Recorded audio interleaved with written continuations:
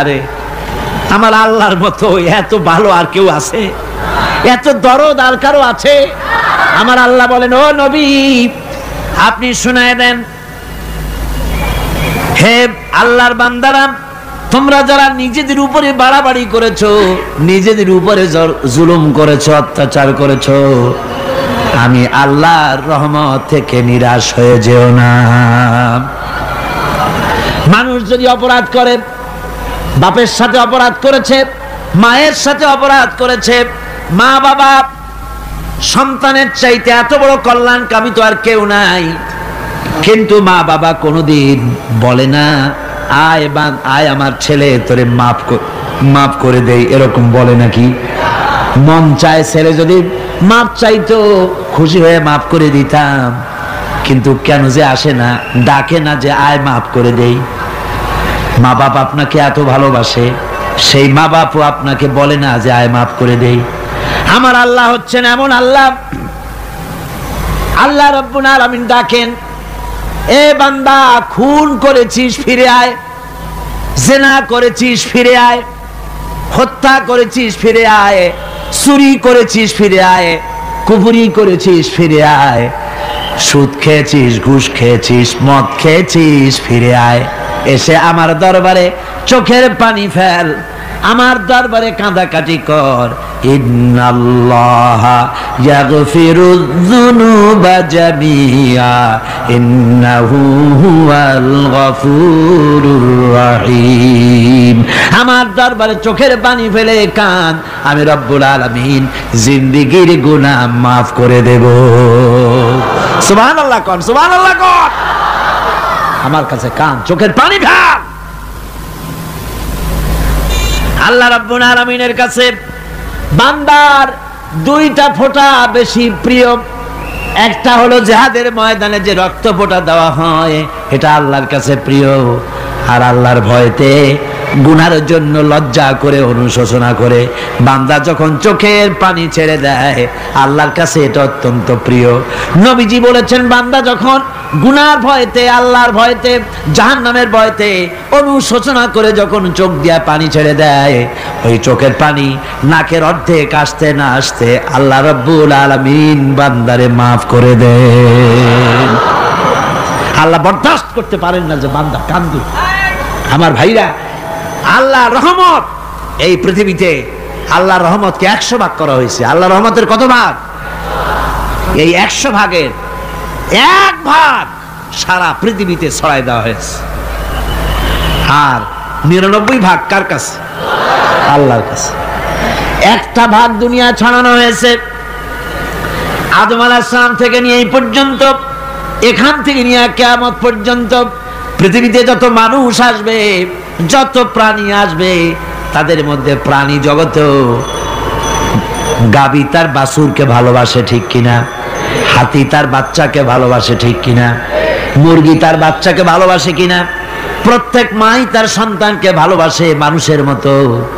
এই ভালোবাসা, এই স্নেহ, এই মমতা, এই করুণা, এই মহব্বত একটা ভাগ দুনিয়ায় দেওয়ার পর আপনি আর আমি যতটুকুন ভাগে পেয়েছি, সেই মহব্বতে, স্ত্রীর মহব্বতে অস্থির, মায়ের মহব্বতে অস্থির, সন্তানের মহব্বতে অস্থির। এখন চিন্তা করেন, একটা ভাগ সারা পৃথিবীতে বিতরণ করার পর যেটুক পেয়েছি, তাতে যদি এত মহব্বত হয়, তাহলে এর 99 ভাগ মহব্বত যে আল্লাহর কাছে জমা আছে, এই বান্দার জন্য তার কত মহব্বত, এই বান্দার জন্য কত করুণাতা, কত মহব্বতটা, কত দয়াটা। এজন্য আল্লাহ রাব্বুল আলামিন বলেছেন, নাব্বি ইবাদি আন্নি আনাল গফুরুর রহিম। আমার নবী সুসংবাদ দিয়ে দাও, বান্দাদেরকে শোনায় দাও যে আমি আল্লাহ তাআলা ক্ষমাশীল আর দয়াবান। হুজুর কাঁদতেছিলেন, হযরত ওমর রাদিয়াল্লাহু তাআলা আনহু এসে দেখেন হুজুর একা কাঁদতেছে। হুজুর জিজ্ঞেস করছেন, হযরত ওমর জিজ্ঞেস করলেন, হুজুর আপনি কাঁদেন কেন একা একা? হযরত ওমর বলেন, আমি যখন প্রশ্ন করলাম, নবীজি বললেন, আমার কাছে কিছু আগে জিবরাইল এসেছিলেন। জিবরাইল এসে আমাকে বললেন, আল্লাহ পাক বলেছেন, হে আমার নবী, ইসলামের ভিতরে থেকে যে সমস্ত মানুষগুলো ইসলামের ভিতরে থেকে চুল আর দাড়ি পাকায় দিছে, কিয়ামতের দিন এই লোকগুলারে আমি শাস্তি দিতে আমার শরম হবে। হযরত ওমর বলেন, হুজুর উম্মতের জন্য কত বড় খোঁজ খবর এটা, আর আপনি কাঁদতেছেন। হুজুর বলেন, ওমর তুমি জানো না আমার কান্নার কারণ ভিন্ন। আমার কান্নার কারণ হলো যে আল্লাহ রাব্বুল আলামিন কিয়ামতের দিন দাড়ি চুল পাকা বান্দারে শাস্তি দিতে শরম করবেন।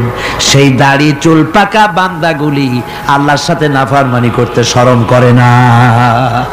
আমি এই লজ্জায় কাঁদতেছি। ভাইরা, হুজুর আল্লাহ পাক বলেন, ও আমার নবী, রাতের আধারে যখন একটা বুড়া আমার দরবারে হাত উঁচু করে, একটা বুড়া মানুষ রাতের আধারে যখন আমার দরবারে হাত উঁচু করে আর যখন বলতে থাকে, রব্বুল আলামিন আমার পেছনের জীবনটা বড় খারাপ করেছি, এমন কোন কাজ জীবনে করি নাই যা তোমার কাছে কিছু দাবি করতে পারি, সব রকমের নাফরমানি করেছি, আজ আমি বুড়া হয়ে গেছি, কামাই করতে পারি না, ছেলে আমাকে চোখে দেখতে পারে না, পুত্রবধূ আমাকে ঘরে জায়গা দেয় না, আমার স্ত্রী আমাকে দেখতে পারে না, রোজগার করতে পারি না, হাঁটতে পারি না, চলতে পারি না, সবার কাছে আমি তিতা হয়ে গেছি, আমি দাঁড়াতে পারি না, কোমরে ব্যথা পাই, হাঁটুতে ব্যথা পাই, চলতে পারি না, কানে শুনতে পাই না, চোখে দেখতে পারি না, আর তোমার কাছে কিছু চাইয়া নেব এমন ভালো কাজও করি নাই। এইভাবে যখন বান্দা কাঁদতে থাকে আমার দরবারে, ও আমার হাবিব আমার রহমতের দরিয়ায় জোশ মেরে যায়, আমার শরম হয় এই বুড়াটারে কেমনে খালি হাতে ফিরাইয়া দেই। সুবহানাল্লাহ, সুবহানাল্লাহ। আমার আল্লাহর এত দয়া, আমার আল্লাহর এত মায়া, এত মুহাব্বত। আমার আল্লাহ রাব্বুল আলামিন বলেন, وَإِذَا سَأَلَكَ عِبَادِي عَنِّي فَإِنِّي قَرِيبٌ। আমার হাবিব, আমার বান্দা আমার ব্যাপারে প্রশ্ন করে, আমি বান্দার একদম নিকটে। কোরআন শরীফের ভিতরে যত জায়গায় রাসূলকে বলা হয়েছে সুয়ালের কথা, আপনাকে প্রশ্ন করা হয়, আল্লাহ তার জবাব কুল এই কথা বলে জবাব দিয়েছেন। যত জায়গায় সুয়াল এসেছে, যেমন কোরআনে কারীমের মধ্যে আল্লাহ পাক বলেন, ওয়ায়াসআলুনাকা আনিল মাহিদ, মেয়েদের হায়েজ সম্পর্কে জিজ্ঞাসা করা হয়, কুল হিয়া আযা, হে নবী আপনি বলুন। এভাবে করে কুল দিয়ে জবাব দেওয়া হচ্ছে। আবার প্রশ্ন করা হচ্ছে, ওয়ায়াসআলুনাকা আনিল আনফাল, এই গনিমতের মাল সম্পর্কে হুজুর আপনাকে, হে নবী আপনাকে প্রশ্ন করা হয়। আল্লাহ কুল দিয়া জবাব দিলেন। আল্লাহ বলেন আপনি বলেন। ওয়ায়াসআলুনাকা আনিল খামরি ওয়াল মাইসির, আল্লাহ পাক বলেন নবী আপনারে প্রশ্ন করা হয়, কুল ফিহিমা ইসমুন কাবীর, আল্লাহ কুল দিয়া বললেন তুমি বলো। আবার বলা হলো, ওয়ায়াসআলুনাকা আনিল আহিল্লা কুল হিয়া মাওয়াকিতু লিন্নাস, ও নবী আপনাকে প্রশ্ন করা হয় চাঁদের ক্রমবর্ধমান এবং ক্রমহ্রাস, এই যে বাড়ে আর কমে, পূর্ণিমা হয় অমাবস্যা হয়, কেন হয়? আপনি বলুন কুল, আপনি বলেন এটা আমি অক্ত এবং সময়, বছর আর দিন গণনা করার জন্য পৃথিবীবাসীদের জন্য বিনা পয়সায় একটা ক্যালেন্ডার বানাইয়া আকাশে ঝুলাই রেখেছি। এভাবে যত জায়গায় এসেছে আপনাকে প্রশ্ন করা হয়, তত জায়গায় আল্লাহ জবাব দিয়েছেন কুল আপনি বলেন।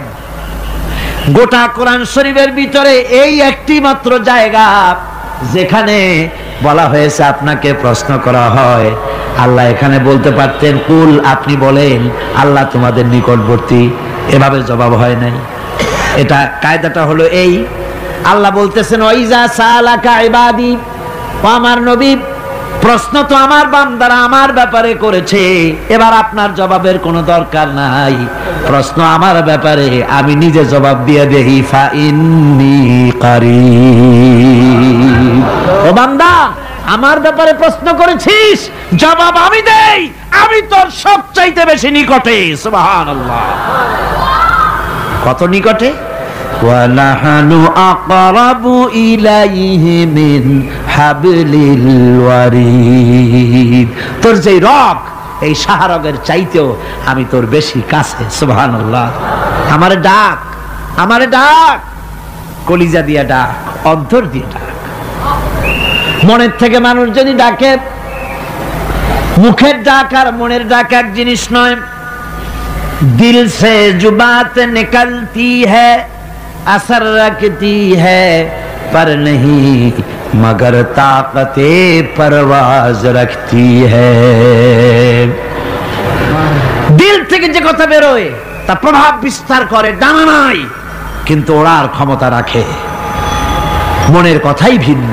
মন থেকে, দিল থেকে, কলিজা থেকে, অন্তরের গভীর কন্দর থেকে মোহাব্বতের সাথে কেউ যদি একবার বলে আল্লাহ, বলেন আল্লাহ, আল্লাহ, আল্লাহ। আল্লাহ রাব্বুল আলামিন বলেন, অন্তরের অন্তঃস্থল থেকে একটি বার যদি বান্দা বলেন আল্লাহ, আল্লাহ বলেন 70 বার সাড়া দিয়া জিজ্ঞেস করি, বান্দা কি চাও, আমি তোমার কাছে আছি। সুবহানাল্লাহ। আমি তোর একদম কাছে, কি চাস বল, বল আমার কাছে। এমন দয়াবান, এমন মেহেরবান, এমন আল্লাহ আমাদের। সে আল্লাহ রাব্বুল আলামিন তিনি বলছেন, وقال ربكم ادعوني استجب لكم। তোমাদের রব বলেছেন আমারে ডাকো, আমি আল্লাহ ডাকের সাড়া দিয়া দেব। সুবহানাল্লাহ। কারে ডাকতে হবে? কারে ডাকতে হবে? এই বিশাল জনসমুদ্র একযোগে চিল্লা এখন কারে ডাকতে হবে? কোন পীর সাহেবকে নয়, আল্লাহর কসম কোন খাজা বাবাকে নয়, ডাকতে হবে কারে? চিল্লা এখন কারে? ওয়াকালা রাব্বুকুম উদউনি। তোমার রব তোমাকে বলতেছে আমারে ডাকো, আস্তাজিব লাকুম, আমারে ডাকবে আমি সাড়া দিয়ে দেব। সুবহানাল্লাহ। আল্লাহকে ডাকেন, কি চাই আপনার বলেন, কি চাই? আল্লাহর কাছে চান, আল্লাহ দিয়ে দিবে। দেওয়ার জায়গা আল্লাহর কাছে চাইবেন, আল্লাহ দিবেন। দেওয়ার জায়গা, চাওয়ার জায়গা হলো সেজদায় পড়ে যাবেন। আমার ভাইয়েরা, জায়গাটা চিনায় দিলাম। মাজারে যাওয়া লাগবে না, কবরে যাওয়া লাগবে না। 2 রাকাত নামাজ পড়ে সেজদায় পড়ে গিয়া যত বিপদ আছে, মুসিবত আছে, সেজদার মধ্যে চোখের পানি ছেড়ে দেন আর কেন্দে কেন্দে জীবনের কথা বলেন। আল্লাহ রাব্বুল আলামিন আপনার আওয়াজ শুনবেন আর দোয়া কবুল করে নিবেন। কাঁদতে হবে আল্লাহর কাছে। কার কাছে? আল্লাহর কাছে। সুম্মা ইস্তাগফিরুল্লাহ। আর এরপরে সে যদি আমি আল্লাহর কাছে ক্ষমা চাই, ইয়াজিদিল্লাহ গাফুরার রহিমা, সে আমি আল্লাহকে গফুর এবং রহিম হিসাবে পাবে। সুবহানাল্লাহ। আল্লাহকে গফুর এবং রহিম হিসাবে পাওয়া যাবে। সব আল্লাহকে বলতে হবে, গুনাহ মাফ চাইতে হবে। এই জন্য হুজুর সাল্লাল্লাহু আলাইহি ওয়াসাল্লাম দৈনিক 100 বার তওবা করতেন। কোন হাদিসে আছে 70 বার, কোন হাদিসে আছে 100 বার তওবা পড়তেন। নামাজের পরে তো প্রত্যেক নামাজই পড়তেন হুজুর, সালাম ফিরাতেন আর সাথে সাথে বলতেন আল্লাহু আকবার, আস্তাগফিরুল্লাহ, আস্তাগফিরুল্লাহ, আস্তাগফিরুল্লাহ। মনে থাকবে আপনাদের? মনে থাকবে? সালাম ফিরাইয়া কি বলবেন? না, সালাম ফিরাবার সাথে সাথে বলবেন আল্লাহু আকবার, তারপরে পড়বেন আস্তাগফিরুল্লাহ, আস্তাগফিরুল্লাহ, আস্তাগফিরুল্লাহ। তওবা পড়বেন, আল্লাহর কাছে সবসময় গুনাহ মাফ চাইতে থাকবেন, বিনীত থাকবেন। আল্লাহকে পাওয়া যাবে, তাকে রহিম হিসেবে পাওয়া যাবে। সুতরাং ঈমান বিল্লাহ, আল্লাহর প্রতি ঈমান আনলে পরে 4র্থ নম্বরের যে উপকারটা হবে সেটা হলো হতাশায় ভুগবে না, নিরাশায় ভুগবে না, আশায় বুক বেঁধে উঠবে, ঈমান মজবুত হবে, আল্লাহর কাছে মানুষ বিনয়ী হয়ে যাবে। এবার 5ম নম্বরের উপকার আমি বলছিলাম, ঈমান বিল্লাহ, আল্লাহর প্রতি ঈমান আনলে পরে অসংখ্য উপকার হয়, অসংখ্য বৈশিষ্ট্য আছে। এর 6টা উপকারের কথা আমি বলবো। কয়টা? অসংখ্য উপকারের ভিতরে প্রধান 6টি উপকারের কথা বলবো। এর বললাম কয়টা? 4টে বলেছি। এবার বলো পঞ্চম উপকারের কথা। আল্লাহর প্রতি আপনি পূর্ব পশ্চিমে কতবার মুখ ঘোরালেন, এটাই কিন্তু আপনার আসল সৎ কাজ নয়। আসল সৎ কাজ হলো আল্লাহর প্রতি ঈমান আনা। এই ঈমানের ব্যাপারে 3টা দিন আমরা পার করে দিলাম, এখনো কথা শেষ হয় নাই। আল্লাহর প্রতি ঈমান আনলে পরে যে উপকারটা হবে 5ম নম্বরে, সেটা হলো কঠোর এবং কঠিন বিপদের ভিতরে বান্দার ভিতরে অবিচলতা এবং ধৈর্যের সৃষ্টি হয়ে যাবে। আলহামদুলিল্লাহ। কঠিন বিপদ মুসিবত আসলে পরে সে অবিচল থাকবে। সারা দুনিয়ার বিপদ আপদ, শত্রুতা, দুঃখ, কষ্ট, মুসিবত, জুলুম, নির্যাতন সবকিছু পাহাড়ের মতো উঁচু হয়ে তাকে ঘিরে ফেলবে, কিন্তু তাকে এক চুলও নাড়াতে পারবে না। আলহামদুলিল্লাহ। সারা পৃথিবী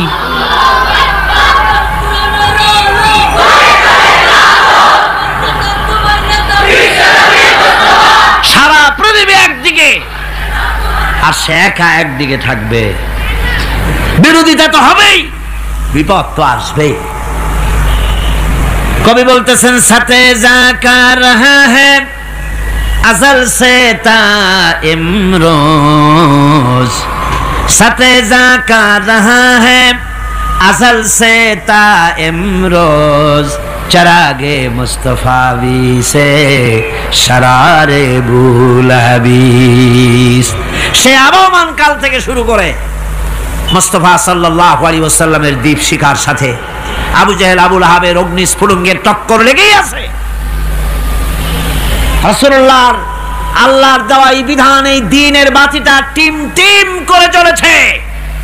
আর গোরকি, টর্নেডো, হাজার হাজার মাইল বেগে হেরিকেন এসেছে, গোরকি এসেছে, টর্নেডো এসেছে, টাইফুন এসেছে, কিন্তু এই আলো নিভাইতে পারে নাই। সুবহানাল্লাহ।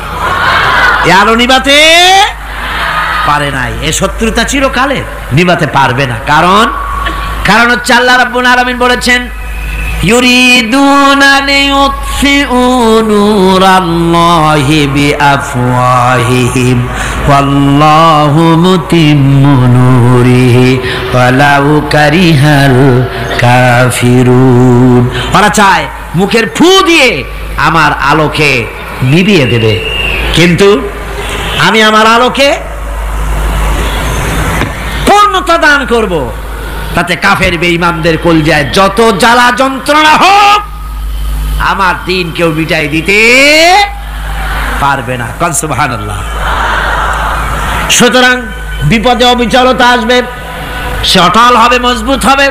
কোরআনে কারীম বলতেছে ওয়া কাযালিকা জাআলনা লিকুল্লি নাবিয়্যিন আদুওয়াম মিনাল মুজরিমিন। এই পৃথিবীতে এমনি করে আমি সকল নবীদের শত্রু বানিয়েছি, সব পাপিষ্ঠ অপরাধীদেরকে। নবীদের সাথে বিরোধিতা করেছে কারা? পাপিষ্ঠরা আর অপরাধীরা। আজও খুঁজে দেখেন, আজও ইসলামী আন্দোলনের বিরোধিতা যারা করে সবগুলি কি পাপিষ্ঠ? সত্য কি না কর? ইসলামী আন্দোলনের বিরোধিতা যারা করে হিসাব করে, চোখ দিয়ে তাকায় দেখেন, খুঁজে দেখেন তাদের নামগুলি। মদখোর, জিনাকার, বদমাশ, চোর, হাইজাকার, বেনামাজি, লুটেরা, মিথ্যাবাদী, সবচাইতে সমাজের নিকৃষ্ট লোকগুলি ইসলামের বিরোধিতা করে।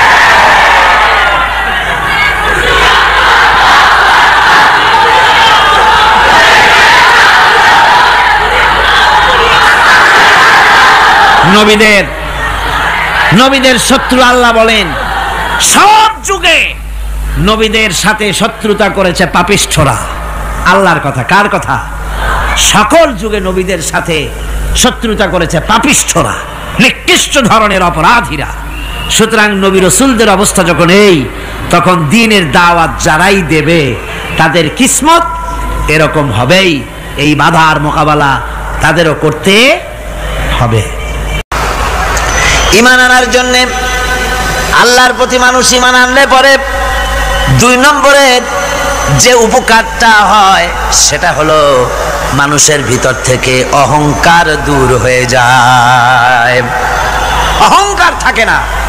যে ব্যক্তি ঈমান বিল্লাহ যার ভিতরে ঢুকে যায়, আল্লাহর ঈমান পরিপূর্ণরূপে এসে যদি যায়, তাহলে তার ভিতরে অহংকার থাকে না।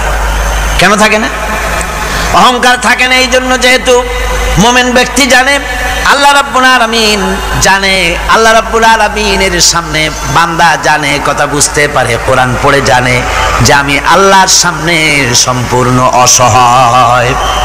অসহায় যে যার কিচ্ছু নাই, সে কি অহংকার করতে পারে? অর্থ নাই, বিত্ত নাই, কিছু নাই, সে কি অহংকার করে?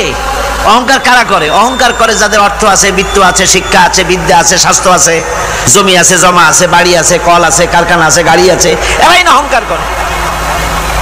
কিন্তু ঈমান বিল্লাহ যখন আসি, তখন সে বুঝতে পারে আমার শক্তি কোনো শক্তি নয়। ওয়া হুয়াল কাহিরু ফাওকা ইবাদি। সমস্ত আল্লাহ রাব্বুল আলামিন বলছেন সমস্ত বান্দার উপরে কর্তৃত্ব হচ্ছে আল্লাহ পাকের। আল্লাহর কর্তৃত্ব থেকে বেরিয়ে আসার ক্ষমতা কারো নাই। সবচাইতে শ্রেষ্ঠ শক্তি কার? আল্লাহ পাক। ওই আল্লাহ রাব্বুল আলামিন বলেছেন, চ্যালেঞ্জ করেছেন, যদি সম্ভব করতে পারো, অহংকার করতেছো, বড়াই করতেছো, যদি সম্ভব করতে পারো আমার জমিন থেকে বেরিয়ে যাও। যদি সম্ভব করতে পারো, অহংকার তো খুব করো, বাস করো আমার জমিনের উপরে, খাও আমার ফসল, জীবন আমি দিলাম, চক্ষু আমি দিলাম, আমার চোখ দিয়ে দেখো, আমার দেওয়া কান দিয়ে শোনো, আমার দেওয়া বিবেক দিয়ে চিন্তা করো, সব তো আমি দিয়েছি, তারপরেও যদি অহংকার করো।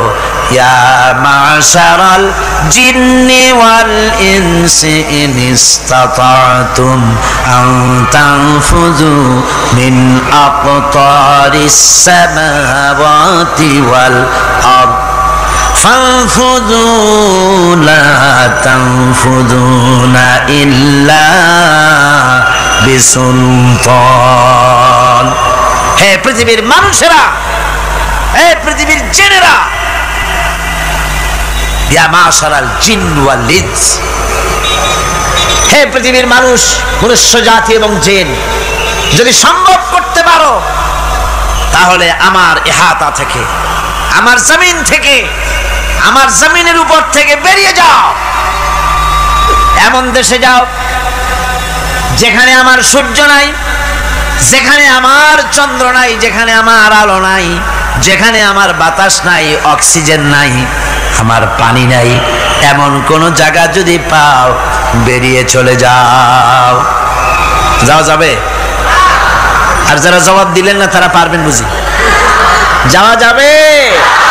আল্লাহ পাক বলছেন ফানফুযু লা তানফুযুনা ইল্লা বিসুলতান। আমার রাজত্ব থেকে, আমার ইহাতা থেকে, আমার পরিমণ্ডল থেকে, আমার কর্তৃত্ব থেকে বেরিয়ে যাওয়ার কোনো পথ নাই। কেউ বেরিয়ে যেতে পারবে না। আকাশ দিয়ে, জমিন দিয়ে পরিবেষ্টন করে রেখেছি, পালাবার উপায় নাই, ভাগবার জায়গা নাই। এই কথা মুমিন যখন পড়ে, আস্তে করে মাথা নিচু হয়ে আসে, আমি কত দুর্বল আমার মহান আল্লাহর সামনে। সুবহানাল্লাহ। এই জন্য আমি বলি, কিসের বড়াই করবেন? কিসের বড়াই? বিদ্যার বড়াই। কতটা বিদ্যা অর্জন করেছেন, কতটুকু শিখেছেন? আপনার থেকে আরো অনেক শিক্ষাবিদ রয়েছেন, আবার তার থেকে আরো অনেক শিক্ষাবিদ রয়েছেন, কতটুকু শিখেছেন? এখনো ছাত্র, অনেক কিছু আছে যা আপনি আজও জানতে পারেন নাই। সারা জীবন আমরা তালিবে ইলম, সারা জীবন আমরা ছাত্র।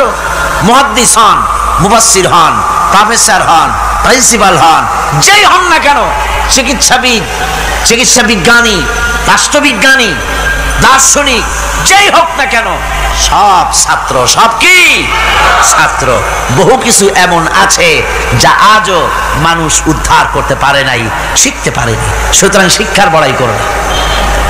এরপরে অর্থের বড়াই করবা। কয়টা টাকার মালিক হয়েছে তুমি? টাকার বড়াই করে মানুষ। জিজ্ঞাসা করা হয়, মিয়া সাহেব রোজা রাখেন না কেন? কয় রোজা রাখবো, চাউলের অভাব আছে নাকি? না দানের অভাব আছে, না টাকার অভাব আছে? নাউজুবিল্লাহ। কত টাকা হয়েছে?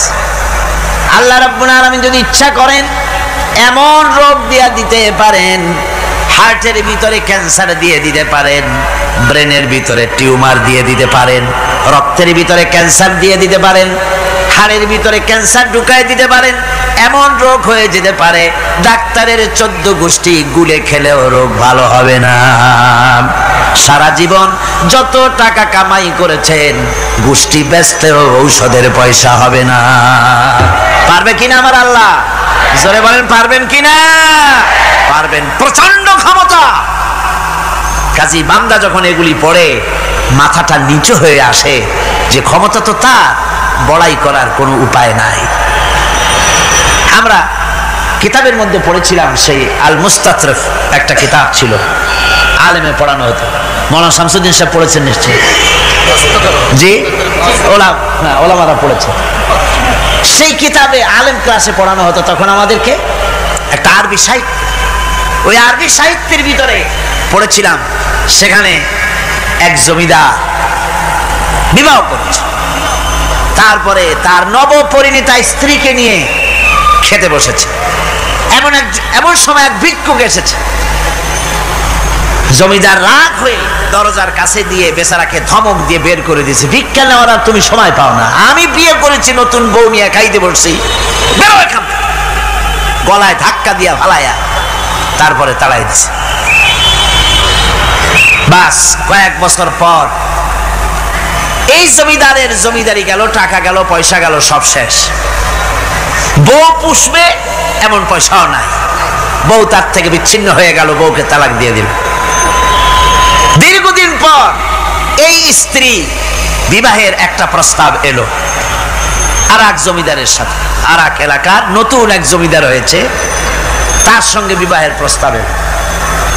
এরপরে সেই বিয়ে হয়ে যাওয়ার পর নতুন জমিদারের সাথে এই স্ত্রী বসে খানা খেতে বসেছে প্রথম দিন।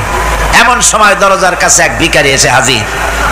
নতুন জমিদার বলছে, বউ আমরা তো খেতে পারবো, আমাদের খাবারের প্লেটটা আজকে প্রথম তোমাকে নিয়ে খেতে বসেছি, এই খাবারের প্লেটটা ধরেই তুমি ভিখারিকে দিয়ে আসো। বউ খাবারের প্লেটটা ভিখারির হাতে দিতে গিয়ে সেন্সলেস হয়ে পড়ে গিয়েছে, বেহুশ হয়ে পড়ে গিয়েছে। নতুন জমিদার অনেকক্ষণ অপেক্ষা করলো, বউ ফেরে না কেন, যায় দেখে বেহুশ, মুসাফির সেখানে দাঁড়ানো। কিছুক্ষণ পর বউয়ের হুশ হলো, জিজ্ঞেস করলো, হয়েছে কি, তুমি এরকম পড়ে গেল কেন? এই মুসাফিরকে দেখে বউ বলতেছে, আল্লাহর কসম, তুমি যখন আমাকে প্লেট ভরা খাবার দিয়ে পাঠাই দিলা ভিক্ষুককে দেওয়ার জন্যে, যারে ভিক্ষা দিতে গেলাম, আল্লাহর কসম করে বলি এ হচ্ছে আমার সেই প্রথম স্বামী। এবার ওই জমিদার বলতেছে, তুমি যেমন কসম করে বলতেছো এই হলো তোমার প্রথম স্বামী, আমিও আমার আল্লাহর নামে কসম করে বলি আমিও সেই ভিখারি যেদিন তোমরা খেতে বসেছিলে আর আমি ভিক্ষা নিতে গিয়েছিলাম, আমাকে দরজা থেকে তাড়ায় দিয়েছিলে। সুতরাং বড়াই করো না, অর্থের টাকার বড়াই করো না, অহংকার করো না, স্বাস্থ্যের বড়াই করো না, স্বাস্থ্য ভালো, অহংকার করো না। আল্লাহ যদি ইচ্ছে করেন এক রাত্রের মধ্যে মাত্র আধা ঘন্টা 15 মিনিটের ভিতরে কয়েকবার পাতলা দাস্ত দিয়া জনমের মতো শেষ করে দিতে পারেন, পারেন কিনা?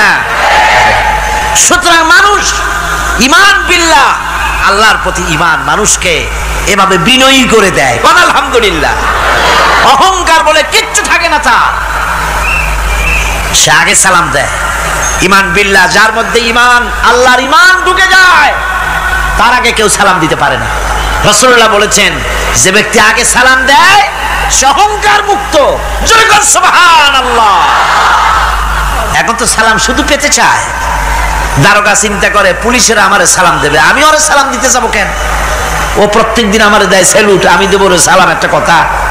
এসপি মনে করে ইন্সপেক্টর আমারে সালাম দিবে, আইজি মনে করে এসপিরা আমারে সালাম দিবে, প্রেসিডেন্ট মনে করে মন্ত্রীরা আমারে সালাম দিবে, হুজুররা মনে করে মুরিদরা আমারে আগে সালাম দিবে। না, এটা সুন্নাতের খেলাফ। রাসূলুল্লাহর আগে কেউ সালাম দিতে পারে নাই। জোরে কোন সুবহানাল্লাহ। আগে সালাম দাও।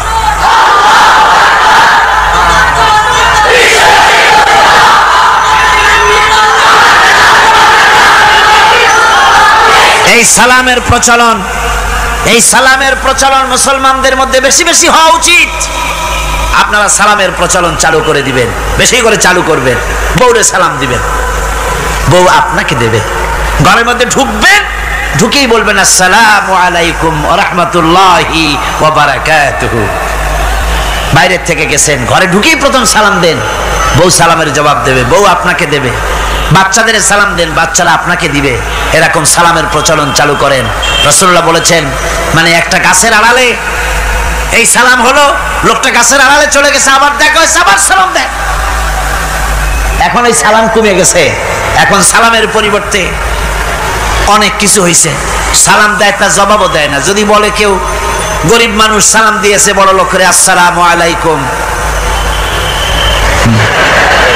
ওয়ালাইকুম আসসালাম বলতে চায় না, একটু মাথা নাড়ে। তারপরে জিজ্ঞেস করে, স্যার কেমন আছেন? এই যাচ্ছে, কেটে যাচ্ছে।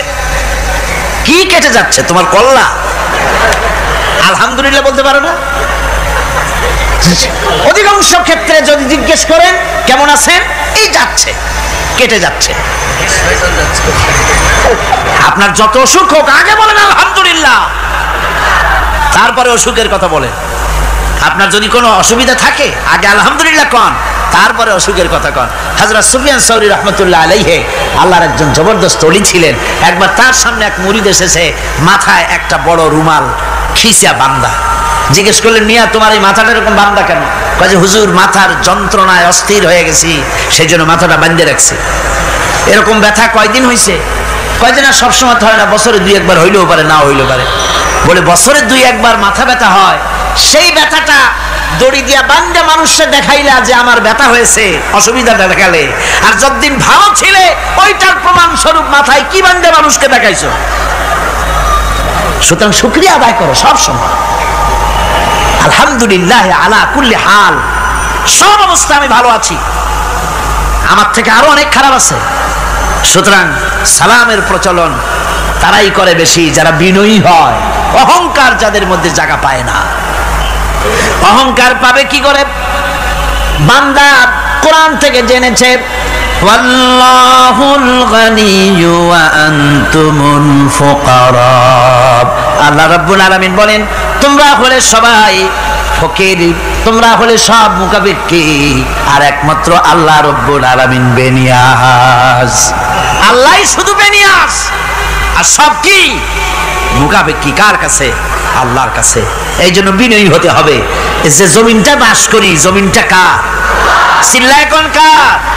লিল্লাহি মা ফিস সামাওয়াতি ওয়া মা ফিল আরদ। আকাশও তার, জমিনও। একথা যদি জানা থাকে, বিশ্বাস থাকে, তাহলে সেই ব্যক্তি অহংকার করতে পারে না, সে বিনয়ী হয়। ঈমান বিল্লাহ তাকে বিনয়ী বানায় দেয়।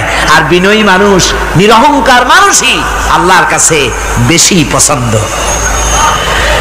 এই ঈমান তার ভিতরে এই কথা জাগ্রত করে দেয়। আমি যদি একটা গাড়ির মালিক হয়ে থাকি, আমি যদি একটা বাড়ির মালিক হয়ে থাকি, আমি যদি স্ত্রী পুত্র সন্তান পেয়ে থাকি, আমি যদি মন্ত্রী হয়ে থাকি, আমি যদি কিছু পেয়ে থাকি, আমার হাতের কামাই দ্বারা পাই নাই। আল্লাহ শিখাই দিচ্ছেন, ওয়ামা বিকুম বিনিমাতিন ফামিনাল্লাহ। যত নেয়ামত তোমরা পেয়েছো সব আল্লাহ রাব্বুল আলামিন দিয়েছেন। জোরে বলেন সুবহানাল্লাহ। দাতাকে ভুলে যেও না, আল্লাহর কাছে বিনয়ী হও। সমস্ত নেয়ামত একমাত্র তিনিই দিয়েছেন। ঈমান বিল্লাহর দ্বারা মানুষের এই গুণ সৃষ্টি হয়, এই উপকার হয় মানুষের, যে সে বিনয়ী হয়ে যায়। আল্লাহ পাক কোরআনে কারীমের মধ্যে আরো বলেন, ওয়ালা তামশি ফিল আরদি মারহান ইন্নাকা লান তাখরিকাল আরদা ওয়ালান তাবলুগাল জিবালা তুলা। ওয়ালা তামশি ফিল আরদি মারহান, আমার এই জমিনের উপরে অহংকার করে হেঁটো না। আল্লাহ পাক নিষেধ করেছেন, জমিনের উপরে অহংকার করে হেঁটো না। এই জমিনের উপরে অহংকার করে হাঁটতে গিয়া তুমি পদাঘাত করে আমার জমিনটারে ফাটাই দিতে পারবে না, আবার অহংকার করে লাভ দিয়া আমার পাহাড়টার উচ্চতাও ছাড়াই যেতে পারবে না। যখন তুমি পাহাড়ের উচ্চতা ছাড়াতে পারবে না, যখন জমিনটারে লাথি মেরে ফাটাই দিতে পারবে না, তখন আবার অহংকারটা কিসের অহংকার? নিজের দিকে তাকাও, তোমারে আমি বানাইছি কি দিয়া? তোমার পেটের মধ্যে কি, তোমার শরীরের মধ্যে কি? মলমূত্র দিয়ে পেটটা ভরা, আর দুনিয়ায় এসেছো এক ফোঁটা নাপাক পানি দিয়ে। যে নাপাক পানি ফোঁটা শরীর থেকে বেরিয়ে গেলে পরে গোসল ওয়াজিব হয়ে যায়, ফরজ হয়ে যায়, এমন একটা নাপাক পানি যার জন্মের উৎস, তার তো অহংকার করার শোভা পায় না। অহংকার করবেন কেবলমাত্র কে? চিল্লায় বলেন কে? হাদিসে কুদসির ভিতরে এসেছে, আল্লাহ পাক বলেছেন অহংকার হচ্ছে আমার ইজার, অহংকার হচ্ছে আমার চাদর। যে ব্যক্তি অহংকার করে সেজন্য আমি আল্লাহর চাদর নিয়ে টানাটানি করে। জোরে কর নাউজুবিল্লাহ, চিল্লায় কর নাউজুবিল্লাহ।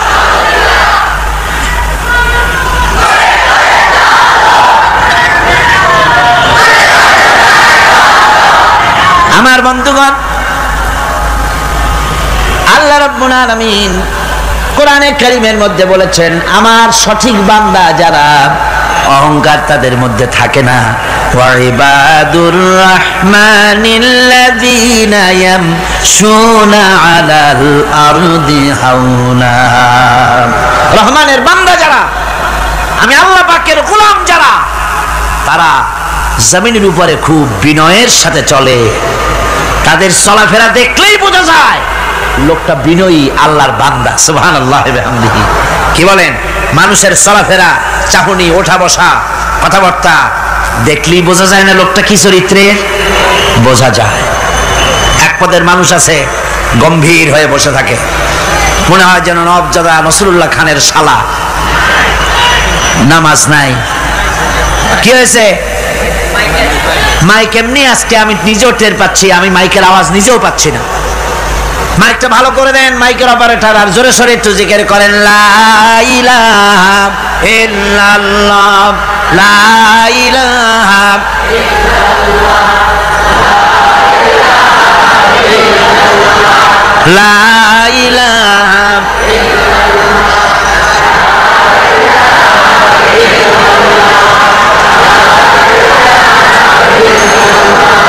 বসেন, বসুন। লা ইলাহা ইল্লাল্লাহ, লা ইলাহা ইল্লাল্লাহ, লা ইলাহা ইল্লাল্লাহ,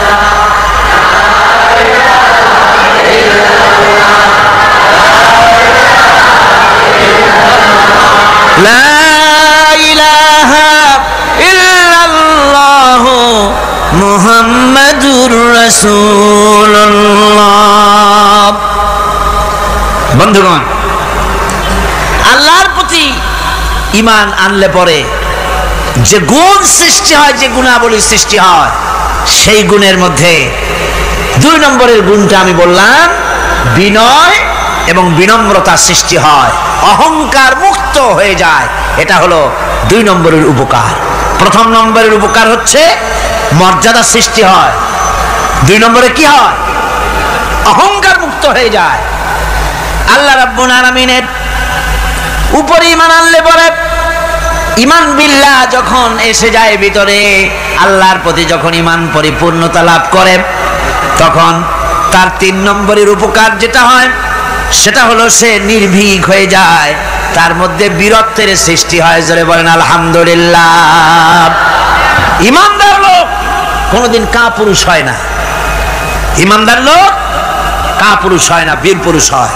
আর পৃথিবীতে কাপুরুষরা কোনো ইতিহাস সৃষ্টি করতে পারে না। বীর পুরুষ জীবনে মরে একবার, আর কাপুরুষ মরে জীবনে বারবার। পাতি শিয়ালের ডাক শুনে চিত হয়ে পড়ে। ট্রাকের টায়ার পাংচার হয়েছে, আওয়াজ শুনে হার্ট ফেল করে। এই হলো যারা নাকি ঈমানের দিক থেকে দুর্বল, তাদের এই অবস্থা।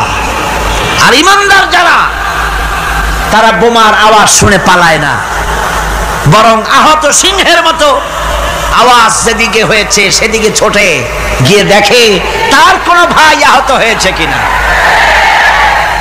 এটা হলো ঈমান বিল্লাহর তৃতীয় গুণ, তৃতীয় উপকার। আল্লাহর প্রতি ঈমান আনলে পরে মানুষ নির্ভীক হয়ে যায়। মানুষের সবচাইতে ভয়টা কি কন্ত বলতে পারেন? সবচাইতে বড় ভয় কিসে? মৌতের। অবশ্য কেউ কেউ বড় ভয় বউকেও মনে করে যে বউ হলো সবচাইতে বড় ভয়ের জিনিস। স্ত্রীকে অনেকে মৌতের চাইতেও ভয় মনে করে। একবার নাকি একজন দেশের বাদশা তিনি বলছিলেন মন্ত্রীকে যে আমার দেশের লোকেরা সবচাইতে কারে বেশি ভয় করে? মন্ত্রী বলছে দেশের লোকেরা সবচাইতে বউকে বেশি ভয় করে। বলি এটা একটা কথা হলো নাকি? প্রমাণ করতে যদি না পারো তাহলে তোমার চাকরি শেষ। প্রধানমন্ত্রী তো মুসিবতে পড়ে গেছে। তারপরে সমস্ত লোক দেখেছে, সমস্ত শহরবাসীকে দেখে তারপরে বলছে তোমরা যারা বউকে ভয় করো না তারা সব এদিকে আসো, আর যারা বউকে ভয় করো তারা এ পাশে থাকো। এখন যারা ভয় করে তারা সব একদিকে চলে আসছে। একটা শুকনা শাকনা মানুষ একা দাঁড়ায় আছে, ভয় করে না সেই দলে, আর সব একদিকে। বাদশা আশ্চর্য হয়ে গেল, সব মানুষ ভয় করে একদিকে চলে আসলো, আর তুমি একা শুকনা শাকনা মানুষ, তুমি বউরে ভয় করো না, ব্যাপারটা কি? কয় যে না, বউকে ভয় করি কিনা তা জানি না, আমি আসার সময় আমার বউ বলে দিয়েছে সব লোক যেদিকে যাবে সেদিকে যাবে না, একা দাঁড়ায় থাকবে একদিকে।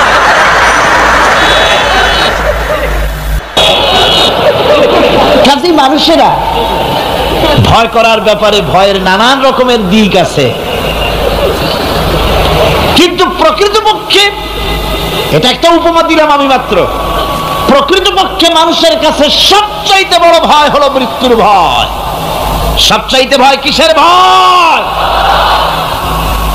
মানুষের ভিতরে যখন ঈমান বিল্লাহ এসে যায়, আল্লাহর প্রতি যখন সে পরিপূর্ণরূপে ঈমান যখন আনে, তখন তার ভিতরে এই চিন্তা আসে মৃত্যু তো আমার হবে, মৃত্যু থেকে পালাবার উপায় নাই। পালাবার উপায় যদি থাকতো তাহলে না হয় অবশ্যই ভয় পেতাম না, কিন্তু মৃত্যু থেকে তো পালাতে পারবো না, তখন কাপুরুষ হবো কেন? তখন তো বীর পুরুষের মতো জীবন দিতে হবে। কিসের মতো দিতে হবে জীবন? আল্লাহ রাব্বুল আলামিন কোরআনে কারীমের মধ্যে বলে রেখেছেন, ঈমানদার লোক আল্লাহরে যে বিশ্বাস করে তার বড় উপকার হলো মওতকে পরোয়া করে না। মওতকে পরোয়া করে না বলে তার পক্ষে সমস্ত কাজ সহজ হয়ে যায়।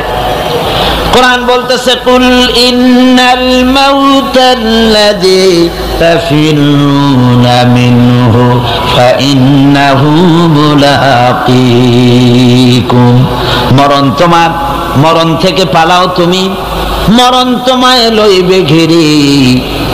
মরণ থেকে পালাও তুমি, মরণ তোমায় লইবে ঘিরি।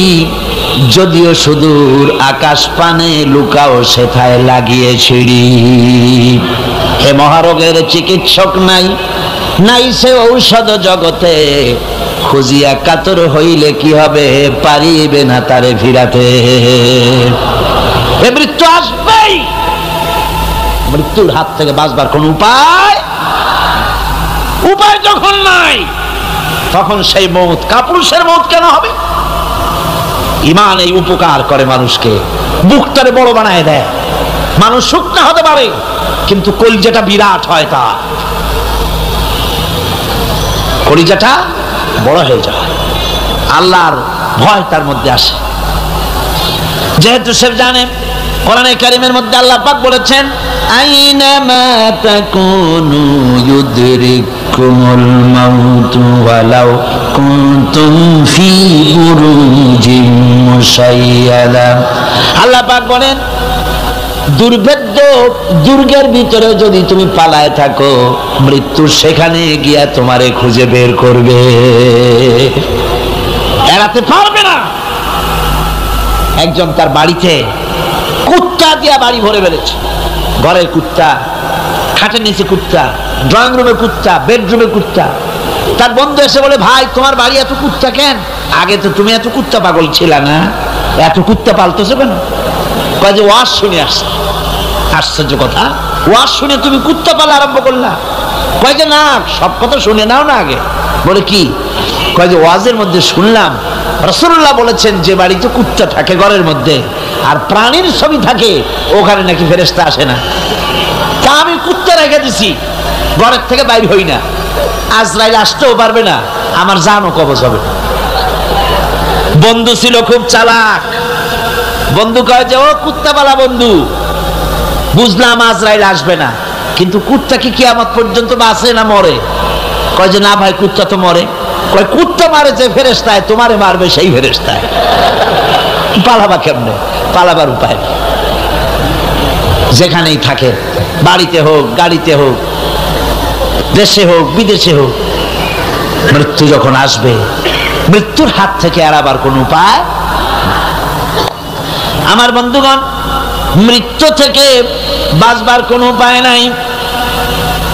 এজন্য এই ক্ষণস্থায়ী জীবনের সুখময়, অনন্তকাল সুখময় জীবনকে মানুষেরা, ইমানদার লোকেরা জলাঞ্জলি দিয়ে চির সুখময় আল্লাহর জান্নাতে যাওয়ার জন্য জীবন দিতে মোটেও তাদের বাধে না। জীবন দিতে হবে আল্লাহর রাস্তায়। যখন মরবই, বাসা যখন যাবে না, বাসা কি যাবে? চিল্লায় কোন যাবে? রাসূলুল্লাহ যখন বাঁচেন নাই, কত বড় কথা! আল্লাহ রাসূল যখন বাঁচেন নাই, তো পৃথিবীতে কে বাঁচবে? রাসূলের যখন ইন্তেকাল হয়েছে, সবাইকে মরতে হবে, কোনো সন্দেহ নাই। সন্দেহ আছে? মরা লাগবে। সেই মওতটা ঈমান বিল্লাহ, আল্লাহর প্রতি ঈমান আনলে পরে ওই মওতের ভয় আর থাকে না। মনটা তখন নির্ভীক হয়ে যায়, সে বীর হয়ে যায়। তখন তার মন বলে, মরা যখন লাগবে, জীবনটা যিনি দিয়েছেন তার জন্য দিয়ে দেই না কেন? জীবন যিনি দিয়েছেন তার জন্য দিয়ে দেই। বদরের যুদ্ধ, রাসূল করিম সাল্লাল্লাহু আলাইহি ওয়াসাল্লাম লোক তৈরি করতেছেন, সৈন্য রিক্রুট করতেছেন। বদরের যুদ্ধ, আমার ভাইরা, চারটিখানি কথা নয়। বদরীদেরকে আল্লাহ মাফ করে দিয়েছেন। যেরকম সুবহানাল্লাহ। বদরের যুদ্ধ বড় মারাত্মক যুদ্ধ। এ জিহাদ হবে, বাপ তরবারি ধরবে ছেলের বিরুদ্ধে। মক্কা থেকে ছেলে আসছে কাফের, ছেলে তরবারি ধরবে বাপের বিরুদ্ধে, মামু ধরবে ভাগ্নার বিরুদ্ধে, ভাই ধরবে ভাইয়ের বিরুদ্ধে। এটা কি আপনি সোজা মনে করেন? কোন সোজা মনে করেন? আমার বন্ধুগণ, বদরের যুদ্ধ শেষ হয়ে যাওয়ার পর হযরতে আবু বকর সিদ্দিক রাদিয়াল্লাহু তাআলা আনহুর সঙ্গে ছেলে আব্দুল্লাহর দেখা হয়ে গেল। ছেলে তখনও কাফের। ছেলে বলে, বাবাজি, আমার আব্বা আবু বকর বদরের প্রান্তরে, আমি আমার তরবারির সামনে আপনাকে কয়েকবার পেয়েছিলাম, কিন্তু আপনি আমার পিতা বলে আমি কিছুই করতে পারি নাই। হযরতে আবু বকর বলেন, আব্দুল্লাহ রে শোনো, আল্লাহর কসম করে বলি, তুমি তো আমার তরবারির সামনে পেয়ে ছেড়ে দিয়েছো, কিন্তু আমি আমার বাবুদের কসম করে বলি, বদরের মাঠে একটি বারও যদি আবু বকরের চোখের সামনে তুমি পড়ে যেতে, আল্লাহর কসম আমার তরবারি তোমারে মাফ করে দিত না। তুমি কাফের, আমি মুসলমান। তোমার সাথে আমার সম্পর্ক পিতা পুত্রের স্নেহের সম্পর্ক হতে পারে তখন যখন আদর্শের প্রশ্ন মিল হবে, নইলে তুমি কাফের, আমি মুমিন। পিতা হিসাবে স্নেহ তোমার যেটা পাওয়া দরকার আমার কাছে, সেই স্নেহ থেকে তুমি বঞ্চিত থাকবে। এই যুদ্ধে সৈন্যদেরকে রিক্রুট করা সোজা ব্যাপার ছিল না। হুজুর সাল্লাল্লাহু আলাইহি ওয়াসাল্লাম সাহাবীদেরকে তৈরি করতেছেন জিহাদের জন্য। কিভাবে কথাটা পারবেন, হুজুর কথা গোছায় বলতেছেন। হযরত বর্ষিয়ান সাহাবী হযরত মিকদাদ রাদিয়াল্লাহু তাআলা আনহু হুজুরের অবস্থা বুঝতে পারতেছেন। হযরত মিকদাদ দাঁড়িয়ে গেলেন হুজুরকে সাহস দেওয়ার জন্য। হযরত মিকদাদ দাঁড়িয়ে গিয়ে বলছেন, ইমদি বিনা ইয়া রাসূলুল্লাহ হাইসুমা তাশা, আয় হাইসুমা আমারাকাল্লাহ। হে রাসূল, আপনি আমাদের নিয়ে চলুন যেদিকে আপনার খুশি, অর্থাৎ আল্লাহ আপনাকে আমাদেরকে নিয়ে যেদিকে যেতে বলেন সেদিকে নিয়ে যান। ইন্না লা নাকুলু লাকা কামা ক্বালা বানি ইসরাঈল লিমূসা আলাইহিস সালাম ইযহাব আনতা ওয়া রাব্বুকা ফাকাতিলা ইন্না হাহুনা কাঈদুন। আমরা মূসা আলাইহিস সালামের উম্মত না। সুবহানাল্লাহ। হুজুর কি খুশি হচ্ছেন এই বক্তৃতা শুনে, মেঘদাদের বক্তৃতা শুনে হুজুর কি খুশি হচ্ছেন। হযরত মেঘদাদ বলছেন, হুজুর আমরা মূসা আলাইহিস সালামের উম্মত না। মূসা আলাইহিস সালামের উম্মতেরা বলেছিলেন, হে মূসা তুমি আর আল্লাহ আর জিবরাইল এই তিনজনই গিয়ে ফেরাউনের মোকাবেলা করো, আমরা পারবো না। আমরা এই কথা বলবো না। বল ইযহাব আনতা ওয়া রাব্বুকা ফাকাতিলা ইন্না মাকুমা মুকাতিলুন। হে রাসূল, বরং আমরা বলি আপনি চলুন আমাদেরকে নিয়ে, আপনার রব আপনাকে যেদিকে যেতে বলে আমাদেরকে নিয়ে চলুন, আমরা আপনার সাথে থেকে কাফেরদের বিরুদ্ধে লড়াই করব, তরবারি চালাবো ততক্ষণ পর্যন্ত মা দামাত আইনু মিন্না তাতাররাফ, যতক্ষণ পর্যন্ত থামো, যতক্ষণ পর্যন্ত চোখের একটা পাতাও নড়ে, যতক্ষণ পর্যন্ত চোখের একটা পলক পড়ে ততক্ষণ পর্যন্ত যুদ্ধ চালাতে থাকবো। অর্থাৎ নাক দেয়া নিঃশ্বাস যতক্ষণ আসে আর যায় আপনার সপক্ষে তরবারিগুলি ঝলসে উঠবে। চলেন আমাদেরকে নিয়ে যেদিকে আপনি যেতে চান। রাসূলুল্লাহ কি যে খুশি হলেন, সুবহানাল্লাহ। আল্লাহর নবী দারুণ খুশি হয়ে গেলেন।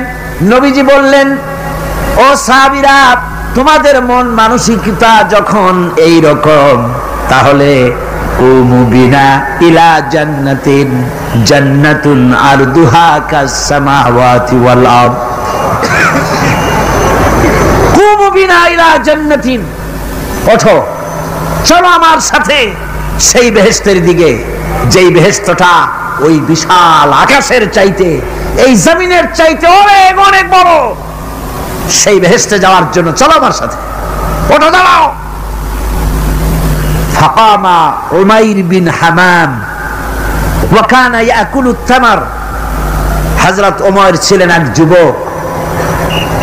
দেখেন না এই যে যুবকরা দাঁড়ায় আছে অনেক, এইরকম একজন যুবক দাঁড়িয়ে খোরমা খাচ্ছিলেন। যুবকরা যেমন দাঁড়ায় দাঁড়ায় বাদাম খায়, ছোলা ফেলায় দেয়, ওই রকম দাঁড়িয়ে দাঁড়িয়ে তিনি খোরমা চাবাচ্ছিলেন আর খোরমার বিচিগুলি ফেলায় দিচ্ছিলেন। তিনি বললেন, অকালা বাখবাখ। উমাইর বলছেন, বাখবাখ হলো আঞ্চলিক শব্দ, এর অর্থ হচ্ছে আয় মা আযমাহু ওয়া মা আহসানাহু। হে রাসূল, কি সুন্দর কথা আপনি বললেন, কি বড় কথা আপনি বললেন। আপনার সঙ্গে জিহাদে গেলে, শহীদ হলে এমন জান্নাত পাবো যে জান্নাতটা হবে ওই আকাশের চাইতে অনেক বড়। ওয়াল্লাহি, আল্লাহর কসম, হাত্তা কুলাহুন্না ইন্নাহা লাহায়াতান তাবিলা। আমি যদি এই সমস্ত খোরমাগুলি খেতে যাই, তাহলে আমার হাতে যতগুলি খোরমা আছে এই সবগুলি খোরমা যদি খেতে যাই তাহলে তো বেহেশতে যেতে দেরি হয়ে যাবে। রামাবিহিন্না, হাতের সবগুলি খোরমা নিক্ষেপ করে ফেলে দিয়ে জিহাদের ময়দানে ঝাঁপায় পড়লেন। আমার বন্ধুগণ, জিহাদের ময়দানে ঝাঁপায় পড়ে হযরত ওমর লড়তে লড়তে নিজে ওমর হযরত ওমরের শাহাদাত বরণ করলেন, তিনি শহীদ হয়ে গেলেন। জিহাদের শেষে যখন শুহাদায়ে বদর, যখন জানাজা হবে, একজন সাহাবী দেখিয়ে দিলেন, হুজুর এই হলো সেই ওমর যিনি জান্নাতের খোঁজ খবর শুনে হাতের খোরমাগুলি খাওয়ার সময় পায় নাই। খোরমাগুলি সব খাইতে গেলে জান্নাতে যেতে দেরি হয়ে যাবে, এই জন্য খোরমা ফেলে দিয়ে জিহাদে অংশগ্রহণ করেছিল। এই হলো সেই ওমরের লাশ। আল্লাহর নবী হযরত ওমরের দিকে আঙ্গুল দিয়া বললেন, ওমর, যেই জান্নাতের জন্য খোরমা খাওয়ার তর তোমার সয় নাই, তাড়াতাড়ি করে এসে শহীদ হয়েছো, আমি নবী সাক্ষী দিচ্ছি ইন্নাকা মিন আহলিহা, আমি সাক্ষ্য দিচ্ছি অবশ্যই তুমি আল্লাহর জান্নাতি, অবশ্যই তুমি বেহেশতে যাবে। সুবহানাল্লাহ, তুমি বেহেশতের অধিবাসী। সুতরাং আল্লাহর রাস্তায় যারা জীবন দেয় ঈমান বিল্লাহর কারণে, তার ভিতরে ঈমান মজবুত হয়ে যায়, মৃত্যুকে পরোয়া করে না। মৃত্যু হয় তার পায়ের বৃত্ত, মৃত্যু আমার গোলাম, মরা আমার লাগবেই। জীবনটা যিনি দিয়েছিলেন, জীবনটা তাকে দিতে, তার রাস্তায় দিতে আপত্তি আছে? চিল্লায় এখন আপত্তি আছে? আমার বন্ধুগণ, আল্লাহর রাস্তায় যারা এভাবে জীবন দেয়, ওদের সম্পর্কে রব্বুল আলামিন বলেন ওয়ালা তাহসাবান্নাল্লাযীনা কুতিলু ফি সাবিলিল্লাহি আমওয়াতান বাল আহইয়াউন ইনদা রাব্বিহিম ইউরযাকুন। যারা নাকি আমার রাস্তায় জীবন দিল, আমার রাস্তায় যারা জীবন দিয়েছে, নিহত হয়েছে, তাদেরকে তারা মৃত্যু হয় নাই, বরং তারা জীবন লাভ করেছে। এই মরণের বিনিময় আর এক জীবন তারা লাভ করেছে, যেই জীবনে তারা আল্লাহর কাছে চলে গেছে এবং রব্বুল আলামিনের কাছ থেকে তারা রিজেক্ট প্রাপ্ত হয়। আল্লাহর কাছে তারা রিজেক্ট পায়। আর এই মৌত হচ্ছে শ্রেষ্ঠ মৌত, শাহাদাতের মৌত। কিসের মৌত? শাহাদাতের মৌত। আমার বন্ধুগণ, জীবনের পরোয়া মুমিনের সবচেয়ে বড় উপকার আল্লাহর পর ঈমান আনার। জীবনের পরোয়া সে করে না, কারণ রাসূলুল্লাহ বলেছেন শাহাদাতের মৌতের যন্ত্রণা, শরীরে যদি কেউ চিমটি কাটে, খামসি কাটে, একটা চিমটি দিলে যতটুকু ব্যথা লাগে, মৃত্যুর শাহাদাতের মৃত্যুর যন্ত্রণা এর থেকে বেশি কিছু না। কিতাবের ভিতরে এসেছে ফেরাউনের স্ত্রী আসিয়া যখন ফেরাউনকে মানে নাই, শেষ পর্যন্ত ফেরাউন অর্ডার দিয়া দিল আসিয়ারে মারো। মারার জন্য তক্তার ভিতরে হাজার হাজার প্যারাক মারো। তক্তায় প্যারাক মারা হলো, তক্তা তারে উল্টায় দিল, প্যারাক গুলো খাড়া হয়ে গেল। প্যারাক বোঝেন কিনা? প্যারাক বোঝেন? প্যারাক গুলো খাড়া হয়ে গেল। ফেরাউন বলল এর উপরে আসিয়াকে ফুট করে শোয়াই দাও, এরপরে চতুর্দিক থেকে পিটাইতে থাকো, যতক্ষণ পর্যন্ত আমার উপরে ঈমান না আনে মারতেই থাকো। প্যারাকের উপরে নারী দেহ আসিয়াকে শোয়াই দেওয়া হলো, আর চতুর্দিক দিয়ে মাপ আঘাত করা হচ্ছে। লোহাগুলি শরীরের ভিতরে ঢুকে যাচ্ছে, শত শত লোহা শরীরের ভিতরে ঢুকে যাচ্ছে। এমত অবস্থায় আল্লাহ রাব্বুল আলামিন ডেকে বলেন ফেরেশতারে, আমার ফেরেশতারা, আমার আসমানের সব দরজাগুলি খুলে দাও। আমার আসিয়া মৃত্যুর আগে, প্রাণ বেরিয়ে যাওয়ার আগে আমার জান্নাতটা দেখে যেন প্রাণটা বেরিয়ে যায়। আল্লাহর এই রাস্তায় মানুষ জীবন দিতে কুণ্ঠাবোধ করে না, যদি ঈমান বিল্লাহ, আল্লাহর প্রতি ঈমান মজবুত হয়ে যায়, তার জীবনের মোটেও পরোয়া হয় না। জীবন দিয়েছেন আল্লাহ, এই জীবন দিব, কাকে ফিরায় দেব? আল্লাহ। এই জন্য আল্লাহ পাক বলেছেন ইন্নাল্লাহা ইশতারা মিনাল মুমিনিনা আনফুসাহুম ওয়া আমওয়ালাহুম বিআন্না লাহুমুল জান্নাহ। আমি আমার মুমিনের জান এবং মাল সবটা খরিদ করে নিয়েছি, বিনিময়ে মুমিনকে আমার বেহেশত দিয়ে দিয়েছি। তোমার জানটাও আমার, মালটাও আল্লাহ। সুতরাং জান মাল তো আমার, আমার রাস্তায় জান দাও, মাল দাও। মুমিনের এই শক্তি বাড়ে, মুমিনের ভিতরে এই ঈমান সৃষ্টি হয় আল্লাহর প্রতি ঈমানের কারণে। নির্ভীক সে বীর হয়ে যায়, তার ধারণা এটা হয়, ঈমানের ব্যাপারে মজবুত হয় যে পৃথিবীর সমস্ত শক্তি একত্রিত হয়ে যদি আমাকে চেষ্টা করে, আমার এক গাছা পশম বাঁকা করতে পারবে না, যদি না আল্লাহর হুকুম না থাকে। সুবহানাল্লাহ। কোরআনে কারিমে রব্বুল আলামিন বলেন ওয়া মা হুম বিদারিনা বিহি মিন আহাদিন ইল্লা বিইذনিল্লাহ। আল্লাহ রাব্বুল আলামিনের সুস্পষ্ট কথা হলো এই যে আল্লাহর বিনা অনুমতিতে কেউ তোমার কোনো ক্ষতি করতে পারবে না। জোরে কোন সুবহানাল্লাহ। কেউ ক্ষতি করতে পারবে না। আবার নির্ধারিত সময় আসার আগে মৃত্যু তোমার হবে না। মৃত্যুর যখন নির্ধারিত সময় হবে তখনই মৌত হবে, এর আগে হবে না। আল্লাহ পাক বলেছেন ওয়ামা কানা লিনাফসিন আন তামুতা ইল্লা বিইذনিল্লাহি কিতাবাম মুআজ্জালা। আল্লাহ পাক বলেন আমার নির্ধারিত সময় আসার আগে 1 সেকেন্ড আগে মরবে না, 1 সেকেন্ড পরেও মরবে না। অনেকে বলে অমুকের অকাল মৃত্যু হয়েছে, বলে না, বলে কি না অকাল মৃত্যু হয়েছে। এটা বাজে কথা। কিসের অকাল মৃত্যু? কালেই মরছে, হায়াত ওখানেই শেষ। হায়াত থাকতে 1 সেকেন্ড আগে 1 সেকেন্ড পরে মৃত্যু হবে না। যখন নির্ধারিত সময় আসবে সেই সময় মরবে, এর আগে বা পরে মৃত্যু হবে। মৃত্যু নির্ধারিত সময়ের আগে মরবে না মানুষ। বাহানায় হোক ওসিলায় হোক মরণ যেখানে আছে সেখানে যাওয়াই লাগবে। এই জন্যে কবি বলছেন দো চিজ আজ দো চিজ কাসাদ জোরে জোর একে আবেদানা দিগার খাকে গোর। দুটি জিনিস মানুষকে টানে, একটা হলো খাদ্য আর একটা হলো মৃত্যু। খাবার যেখানে আছে সেখানে যেতেই হবে, আর মৃত্যু যেখানে আছে সেখানেও যেতে হবে। কোরআনে কারিমে রব্বুল আলামিন বলেন কুল লাউ কুনতুম ফি বুয়ুতিকুম লাবারাযাল্লাযীনা কুতিবা আলাইহিমুল কাতলু ইলা মাদাজিহিম। আল্লাহ পাক বলেন হে নবী তুমি বলে দাও, তুমি শোনায় দাও যাদের ভাগ্যে নিহত হওয়া আছে তারা যদি তাদের বিছানায় শুয়েও থাকে, প্রকোষ্ঠের ভিতরে থাকে, মৃত্যু সেখানে গিয়ে হাজির হবে, ওখানেই মৃত্যু হয়ে যাবে। মৃত্যুর সময় আসতে পরে মানুষকে মোটেই সময় দেওয়া হবে না। সময় যখন আসবে সময় মতো তাকে বিদায় নিতে হবে। সুতরাং ঈমান, আল্লাহর প্রতি ঈমান আনলে পরে মানুষের ভিতরে নির্ভীকতার সৃষ্টি হয়, সে কাউকে পরোয়া করে না আল্লাহ ছাড়া। চিল্লায় কর সুবহানাল্লাহ। আরো জোরে বলেন সুবহানাল্লাহ।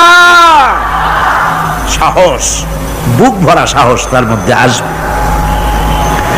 এরপরে আল্লাহর প্রতি ঈমান আনলে পরে আরেকটি উপকার মানুষের হয়, এটা হলো 4 নম্বর উপকার। এটা কয় নম্বর? 4 নম্বরের উপকার হলো আল্লাহর প্রতি মানসিক প্রশান্তি আসে। সেই মানসিক প্রশান্তিটা হলো ইমানদার কখনো হতাশ হয় না, ইমানদার কখনো হতাশায় ভোগে না, নিরাশায় ভোগে না। যেহেতু কোরআন শরীফের ভিতরে আল্লাহ পাক বলেছেন আল্লাহর রহমত থেকে কেবল কাফেররা ছাড়া আর কেউ নিরাশ হয় না। আল্লাহর রহমত থেকে নিরাশ হয় কারা? যেরকম কারা নিরাশ হয়? আর কেউ আল্লাহর রহমত থেকে নিরাশ হয় না। সুতরাং আল্লাহর প্রতি এই আশা ভরসা, আল্লাহর প্রতি এ ধরনের একটি প্রশান্তি মনের মধ্যে থাকে, সে হতাশ হয় না। কারণ আল্লাহর প্রতি ঈমান আশায় তার বুক বেঁধে দেয়। আল্লাহ পাক কোরআনে কারীমের মধ্যে বলেছেন আল্লাযী খালাকানি ফাহুয়া ইয়াহদিন। আল্লাহ ইব্রাহিম আলাইহিস সালামের মুখ দিয়ে কথা বলেছেন। আল্লাহ হচ্ছেন তিনি যিনি আমাকে সৃষ্টি করেছেন আর আমার হেদায়েতের রাস্তাও তিনি দেখিয়ে দিয়েছেন। ওয়াল্লাযী হুয়া ইউতঈমুনি ওয়া ইয়াসকিন। আর আমি যখন ক্ষুধার্ত হই তিনি আমারে খাওয়ান, আর আমি যখন তৃষ্ণার্ত হই তিনি আমারে পান করান। কে খাওয়ান? কে খাওয়ান আর পান করান কে? আল্লাহ পাক বলেন ওয়াইদা মারিতু ফাহুয়া ইয়াশফিন। ইব্রাহিম আলাইহিস সালামকে দিয়ে আল্লাহ এই কথাও বলালেন আমি যখন অসুস্থ হই আমারে রোগ মুক্ত কে করে দেয়? বলেন না কে করে দেয়? আল্লাহ রাব্বুল আলামিন রোগ মুক্ত করে দেন। হযরত আইয়ুব আলাইহিস সালামের ঘটনা কোরআনে কারীমের মধ্যে আল্লাহ রাব্বুল আলামিন উঠায় দিয়েছেন, বলে দিয়েছেন যাতে করে মুমিনেরা মনের মধ্যে আল্লাহর প্রতি আশা ভরসা আনতে পারে। রোগ হয়েছে হযরতে আইয়ুব আলাইহিস সালামের, এত অসুখ, অসুখে রোগে শোকে আত্মীয় স্বজন স্ত্রী পুত্র পরিজন সব তারে ছেড়ে গেল, গায়ে পোকা হয়ে গিয়েছে। 1 বছর 2 বছর নয়, বছরের পর বছর ধরে রোগাক্রান্ত অবস্থায় আইয়ুব আলাইহিস সালাম আছেন। এবার সমস্ত শরীর ছেড়ে জিহ্বার মধ্যে পোকা হওয়া শুরু হয়ে গেছে। হযরত আইয়ুব আলাইহিস সালাম জিহ্বায় যখন পোকা শুরু হয়ে গেল, আল্লাহর দরবারে তখন তিনি ফরিয়াদ করে বলেছিলেন, রব্বুল আলামিন, সারা শরীরে পোকা ধরলো, শরীর জরা জরা হয়ে গেল, রোগে শোকে শেষ হয়ে গেলাম, কোনো শিকায়ত করি নাই, এবার তো কথা না বলে পারি না মাবুদ, তুমি দয়া করে আমার জিহ্বায় পোকা দিও না, আমার জিহ্বাটা পোকা ধরেছে, দয়া করে পোকা জিহ্বায় দিও না, কারণ আমার জিহ্বায় যদি পোকা হয়ে যায় তাহলে তোমার মতো আল্লাহর জিকির আমি কি দিয়া করব, আমার জিহ্বাটা ভালো রাখো আল্লাহ। হযরতে আইয়ুব আলাইহিস সালাম পড়েছিলেন, আন্নী মাসানি আদ-দুররু ওয়া আনতা আরহামুর রাহিমিন। আয় আল্লাহ, আমি রোগাক্রান্ত হয়ে পড়েছি আর তুমি তো রহমান রহিম। দোয়া মঞ্জুর হলো, আল্লাহ পাক আইয়ুব আলাইহিস সালামকে রোগ মুক্ত করে দিলেন। রোগ হলে পরে কে সেরে দেয়? কে সেরে দেয়? আল্লাহর প্রতি এই আশা, এই ভরসা, এই চিন্তা থাকতে হবে। আল্লাহ পাক বলেন, যখন আইয়ুব আমার কাছে দোয়া করলো আমিও জবাব দিয়া দিলাম, কোন সুবহানাল্লাহ। আল্লাহ পাক বলেন, ফাকাশাফনা মা বিহি মিন দুররিন ওয়া আতাইনাহু আহলাহু ওয়া মিসলাহুম মাআহুম রাহমাতাম মিন ইনদিনা। আমি তার কষ্ট দূর করে দিলাম, তার হারানো স্বাস্থ্য ফিরিয়ে দিলাম এবং তার সাথী সঙ্গীদেরকে আমার পক্ষ থেকে আমার রহমত দিয়ে তার কাছে সব আবার আমি ফিরাইয়া দিলাম। সুতরাং মুমিন ব্যক্তি কখনো হতাশ হবে না। চতুর্দিকে দেখে বিপদ আর বিপদ, এই বিপদে সে হতাশ হয় না, আশায় বুক বেঁধে থাকে। নিরাশার আধারে তুমি হে আশার নূর, যেখানে বেরোবার কোনো পথ নাই সেখান থেকে পথ বের করে দেয় কে? চিল্লায় কোন কে দেয়? আমার আল্লাহ পাক। দেখেন হযরত ইউসুফ আলাইহিস সালাম হারায় গেলেন, মানে তার 11 ভাই ইউসুফ আলাইহিস সালামকে কুয়ার মধ্যে ফেলাই দিলেন। আর এসে তারা বলল যে ইউসুফ আলাইহিস সালামকে বাঘে খায়া ফেলেছে। এটা কি গল্প নাকি? এটা কোথায় আছে? কোরআন শরীফের মধ্যে আছে। ওই 11 ভাই মনে করেছিল ইউসুফ আলাইহিস সালাম রে কুয়ার মধ্যে ফেলাই দিলাম, এ কুয়ার মধ্যে পচে মরবে, শেষ হয়ে যাবে। কিন্তু ওই 11 ভাই জানে না এটা কোনো কুয়া নয়, এটা হলো একটা সুড়ঙ্গ পথ, এটা হলো একটা টানেল। এক মুখে ইউসুফকে ফেলাই দিল 11 ভাই, কুয়ার আরেক মুখ থেকে আল্লাহ হযরত ইউসুফকে বের করে মিশরের সিংহাসনে বসায়া দিলেন। ওরা বুঝে না, তাই চিরকাল পাপীরা আল্লাহর বান্দাদেরকে, আল্লাহর দ্বীনের গোলামদেরকে অত্যাচার করে, মনে করে শেষ করে ফেলাবো, কিন্তু শেষ আল্লাহর গোলামেরা হয় না, ওরাই শেষ হয়। নির্মূল যারা করতে চায় ওরাই নির্মূল হয়ে যায়। টিকে থাকে কে? আল্লাহর গোলামেরা। টিকে থাকে কে? আল্লাহর গোলামেরা টিকে থাকে। নির্মূলেরিয়া নির্মূলই হয়ে যায় সব সময়। ঠিক কিনা কর? জোরে বলেন ঠিক কিনা? ভাইরা আমার, হযরত ইয়াকুব আলাইহিস সালাম ছেলের চিন্তায় চিন্তায় চোখ দুটো অন্ধ হয়ে গেছে, কাঁদতে কাঁদতে চোখ অন্ধ হয়ে গেছে। কিন্তু হতাশ হন নাই, কারণ হতাশ হবে কেবলমাত্র কাফেরেরা। হতাশ হয় কারা? আল্লাহ বলেছেন হতাশ হয় কাফের, ইমানদার কখনো হতাশ হয় না। হযরত ইয়াকুব আলাইহিস সালাম ছেলে হারাইয়া কি বলতেছেন শোনেন। আল্লাহ তার কথা কোরআনে কারীমের ভিতরে আল্লাহ কি সুন্দর করে উঠায় দিয়েছেন। হযরত ইয়াকুব পড়তেছেন, ফাসাবরুন জামিলুন আসাল্লাহু আইয়াতিয়ানি বিহিম জামিআন ইন্নাহু হুয়াল আলিমুল হাকীম। ফাসাবরুন জামিল, ধৈর্য ধারণ করাই এখন আমার জন্য উত্তম।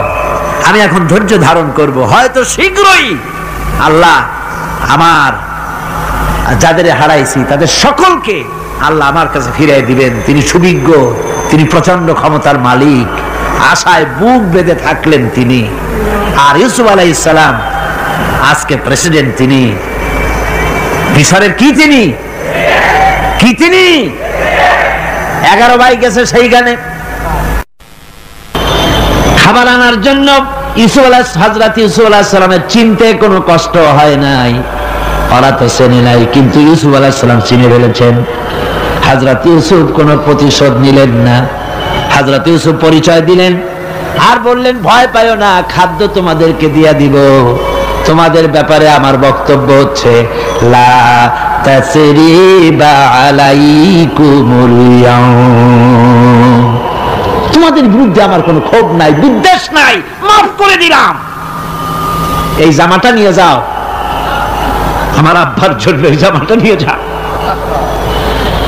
জামা নিয়ে যাচ্ছে মিশর থেকে। কোথায় কেনান, কোথায় মিশর?